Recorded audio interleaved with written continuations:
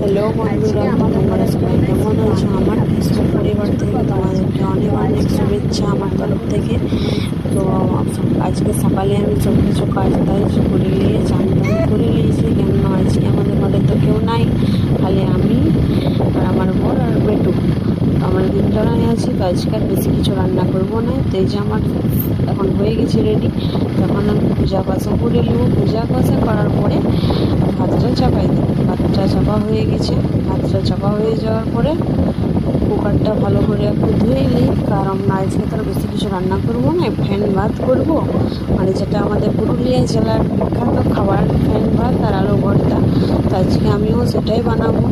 তো এই যে আমি এবারে দুটো ডিম আর আলুগুলা ধুয়ে নিয়েছি। ধুয়ে নেওয়ার পরে কুকারে দিয়ে দেবো সিদ্ধ করতে। তো সব কিছু আমার এখন ধোয়া হয়ে গেছে, এবার আমি কুকারে দিয়ে দিয়েছি। তো আমি এখন সব কিছু আলু সব আলুগুলা সিদ্ধ করতে দিয়ে দেবো জল দিয়ে। আর আমি কুকারটা বসাই দিয়েছি উনানে। তো রাতে ফ্রিজে রাখা ছিল মাছ, তো সেই মাছগুলো এখন আমি ভাজবো। তো মাছগুলো ভাজার জন্য আমি কড়াইয়ে তেল দিয়ে দিয়েছি। তো মাছগুলো ভাজার আগে দুটো লঙ্কা, শুকনো লঙ্কা আর 4-5টা রসুন ছাড়া আমি ভালো করে ভাজিয়ে নিয়ে বাটিতে রেখে দিয়েছি। আর এই মাছগুলো এখন আমি ভাজিয়ে নেবো, ফ্রিজে রাখা মাছগুলো। তো সব মাছগুলো একটা একটা করে দিয়ে দিয়েছি, ভালো করে এপিট ওপিট ভাজিয়ে উঠাই নেবো।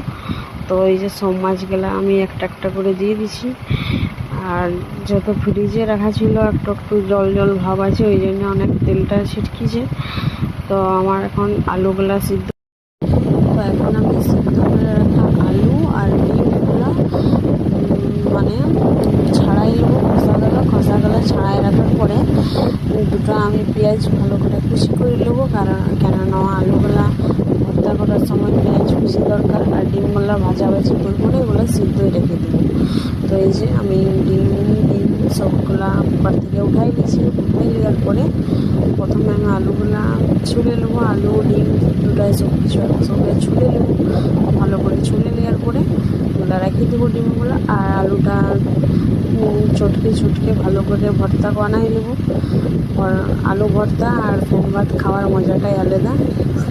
যারা খায় তারা অবশ্যই জানবে যে কেমন লাগে খাইতে আলু ভর্তা আর ফ্যান ভাত। তো আমাদের ঘরে আমরা যখন দুজনাই থাকি, তো তখন আমরা বেশিরভাগই আলু ভর্তা ফ্যান ভাত সিদ্ধ মানে হালকা খাবারের মধ্যে পার করি নিই। আর অত রান্না করতে এত নাই ভালো লাগে যখন কেউ থাকে না, কারণ ঘরটা অনেক ফাঁকা ফাঁকা লাগে। তারপরে বেটুও অনেক রান্না করে, এই জন্যে ওকে যেহেতু ওর বাবাও রাখতে পারে নাই, ওই জন্যই আমরা